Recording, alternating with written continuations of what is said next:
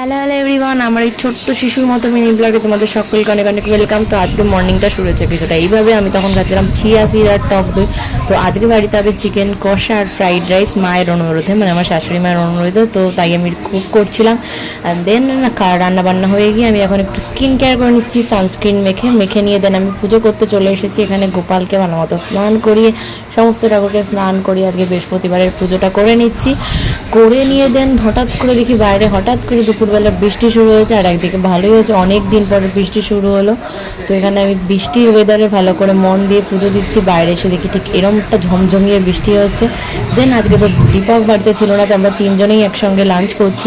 তো এখানে হয়েছিল ঝাল ঝাল চিকেন কষা আর মিষ্টি মিষ্টি ফ্রাইড রাইস। তো দুটোই এখানে তো দারুণ কম্বোর সঙ্গে সঙ্গে কমপ্লিমেন্টারি হিসেবে বৃষ্টি, ওয়েদার এত সুন্দর, খাবার এত সুন্দর। তো আমি এখানে আমার বানানো ফ্রাইড রাইসটা এনজয় করি। তোমরা আমার ভিডিওতে একটা লাইক করে দাও এখন। বাই।